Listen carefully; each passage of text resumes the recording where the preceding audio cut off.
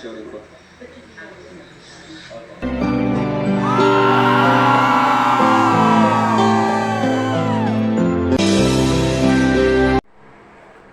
So yan po. Basta naman po kayo. Dito naman po ako. Lakas ba yung audio ko dyan? Mga viewers ko, basta po kayo dyan. Welcome po sa aking YouTube channel, Randy Channel. Pakisubscribe, like, and share, comment dito sa video upload ko. Okay? At hayaan nyo muna pati kayo ng magandang umaga, magandang tanghali, magandang gabi sa inyo lahat. Sana po nasa mabuti kayong kalagayan at malayo sa karamdaman. Lalong-lalo na yung mga OFW natin dyan sa abroad. Saan man kayo paring ng mundo naroon. Welcome po kayo sa aking YouTube channel, Randy Channel. Please subscribe, like, and share, and comment. Okay? Mga viewers ng Pugong Biyahero, welcome po kayo. Mga viewers ng Katekram, welcome po kayo. Mga viewers ng Kalingap, welcome po kayo.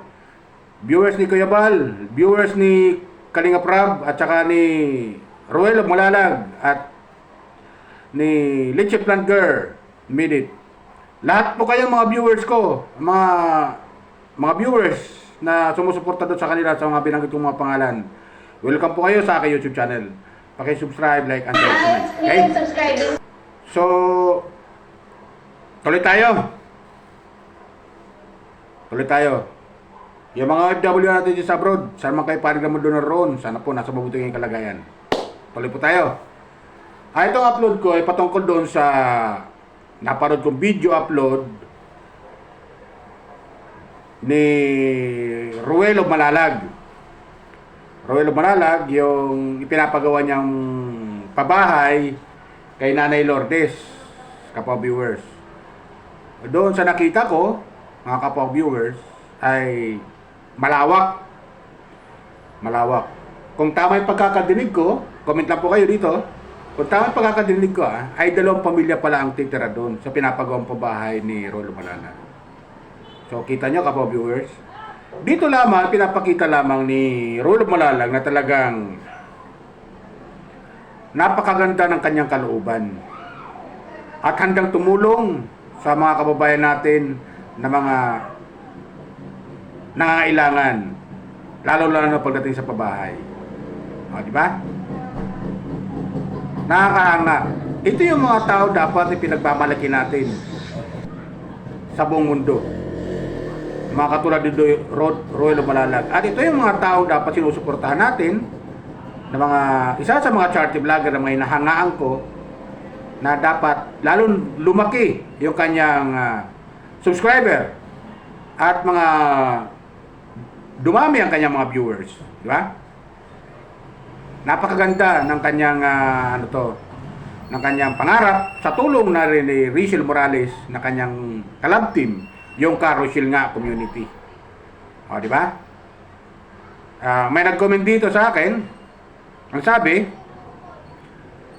"Hoy, hindi nagpapa-reaction si Ruel of Malalag." Tama naman Hindi man ako nagre-reaction Nagko-comment ako. Tama yung sinabi nung viewers na to, nag-comment sa akin dito sa akin. Hindi na raw pa-reaction si Ruel of Malalag dahil pinagbabawal niya.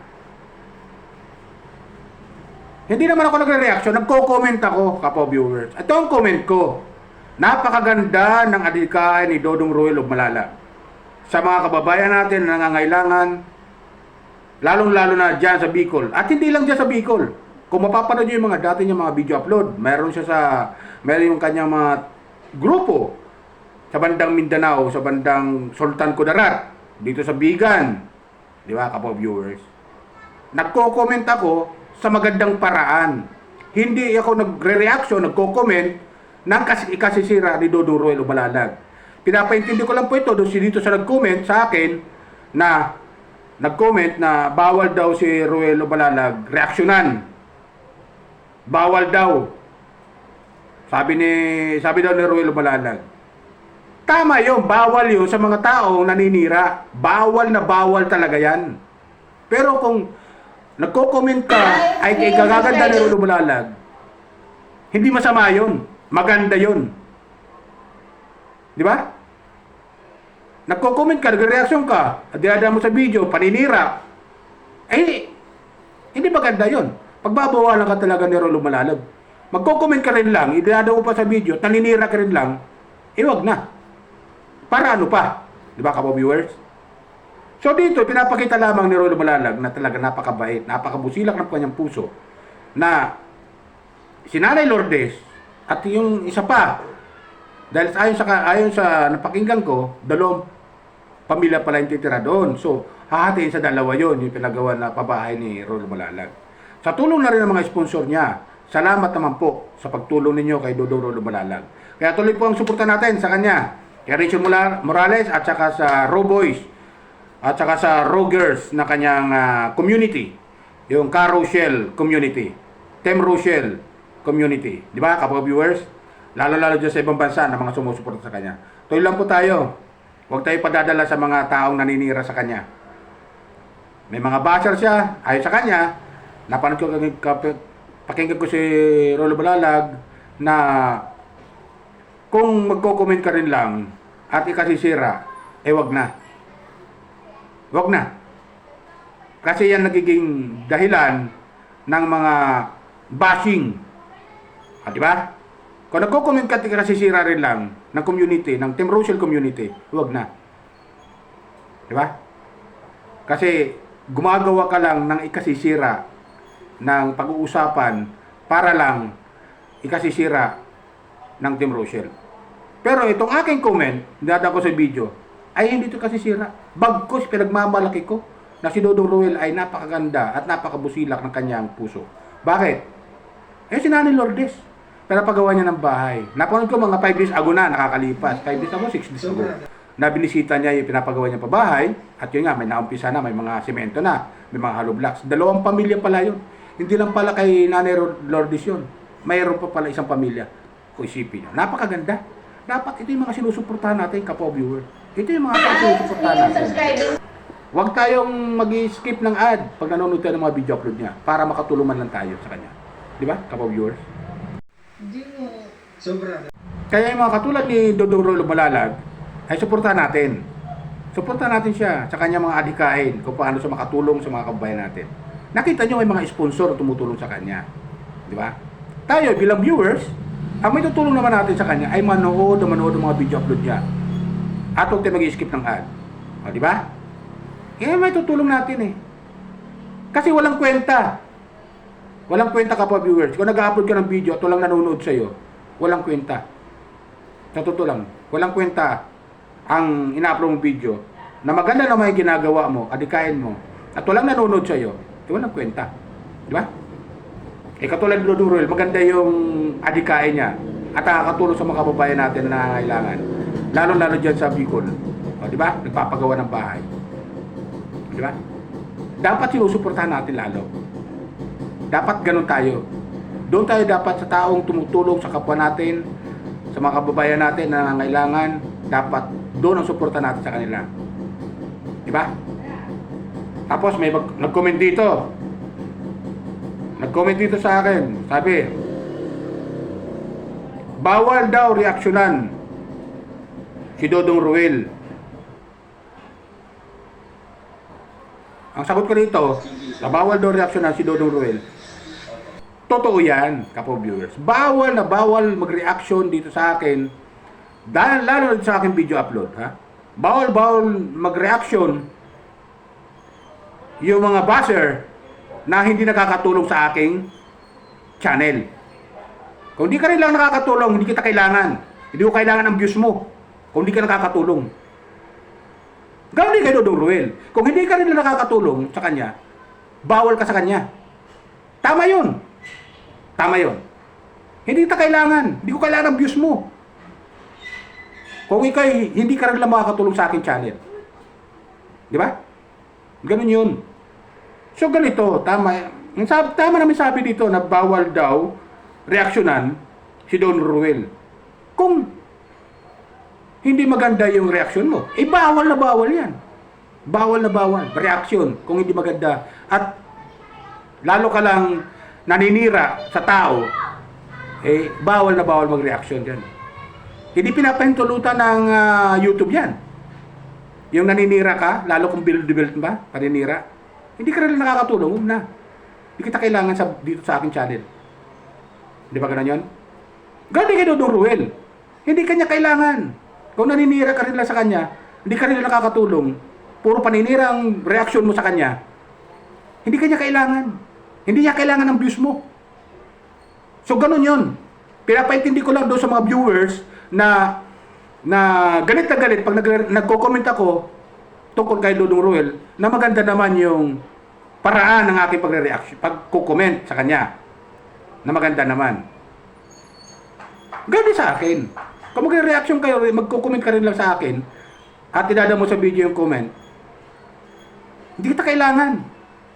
Lumayas ka na sa aking channel. Di ba ganun yun? Pero kung maganda naman yung comment mo sa akin, welcome ka sa akin.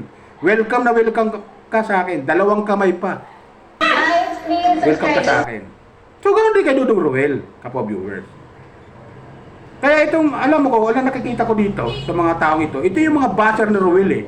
Na dapat nagko-comment dito sa akin channel. Ito yung mga basher ni Ruel na ayaw umangat si Ruel. Ayaw na tumaas ang subscriber ni Ruel, ayaw na ibalita sa buong mundo na si Ruel ay napakagandang charity vlogger, napakabuting charity vlogger, napakabuti ng puso at handang tumulong sa mga kababayan natin na nangangailangan.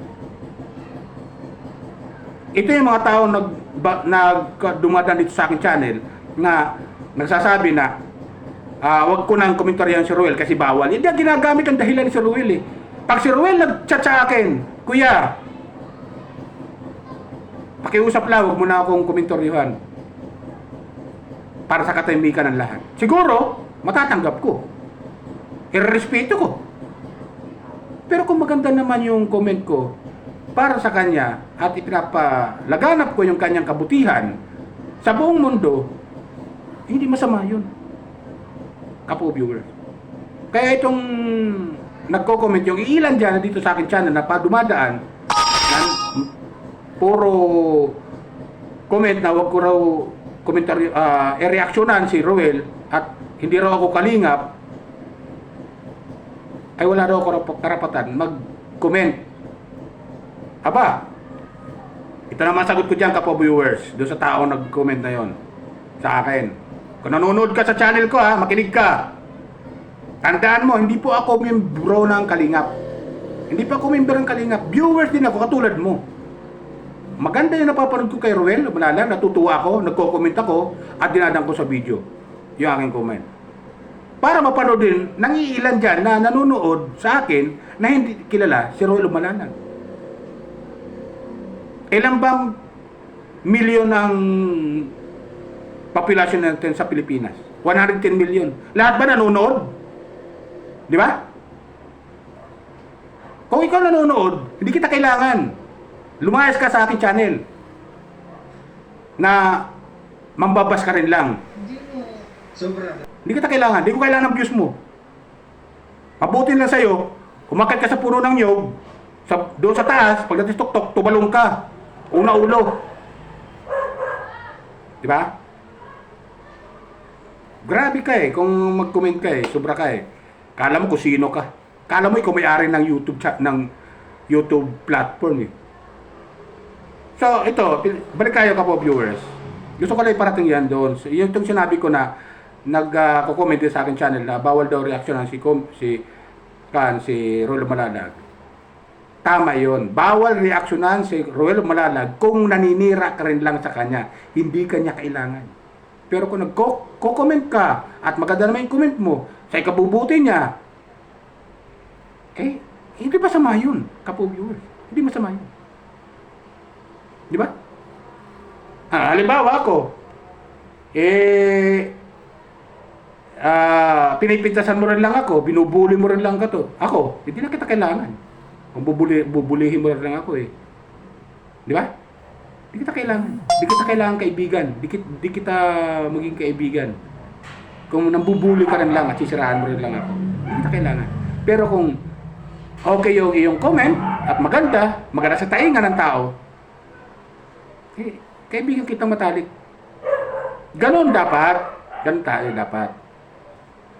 So itong reaction ko, itong comment ko, ay itong kulturo kay Nanay Lourdes na tinutulungan niya. So nakita ko maganda. Nakita ko napakalawak at natutuwa ako kay Dudong Ruel at sa kanyang community, sa Team Rochelle community, na ito, dagdag na naman to, may pamilya na naman bibiyaan ng bahay. At hindi lang isa, dalawang pamilya ang titira dito. Napakaganda. Salamat sa mga sponsor ni Ruel at sa mga viewers na sumusuporta hanggang kay Ruel at hindi naninira, hindi nambabas sa kanya. Salamat po sa inyo. Ganoon sa akin channel na nanonood sa akin channel, salamat sa inyo sa magandang mga comment nyo at reaction. Comment nyo dito sa comment section. Pero yung nagko-comment, kasisira rin lang at naninira ka rin lang, hindi kita kailangan. Huwag ka nang mag-comment. Huwag ka nang mag-comment. Kasi sasagutin na kita ng pahalang. Kasi lahat ng comment nyo kapo viewers, nagre-reply po ako. So yun lang po sa akin kapo viewers. Salamat po. Tuloy lang suportahan natin sa Team Rochelle. Lalo natin pataasin yung kanyang channel ni Roel Malalag, Rachel Morales, at saka mga support, mga kasama niya sa Ruboys, yung kung may mga channel man, suportahan natin sila. Subscribe natin sila. Para naman kahit paano makatulong kay Dudong Ruel sa kanyang adhikain sa mga kababayan natin na nangangailangan. Diyan sa Bicol especially. Hindi lang diyan sa Bicol, at meron din siyang mga tawag dito, mga kasamahan na sumusuporta sa kanya, parte ng Mindanao, at saka dito sa bandang Ilocos, bandang Norte. Sa Luzon. Diba? So yun lang po. So tuloy lang po tayo. Paalala ko lang po ulit, baka meron pang mapadala dito sa akin channel na nanonood at hindi pa nakakapag-subscribe. Subscribe lang po kayo, like and share, comment din sa aking video. Okay? Yun lang po. Bye! Ingat po tayo lagi. Pagpalain po tayo ng pumay kapal.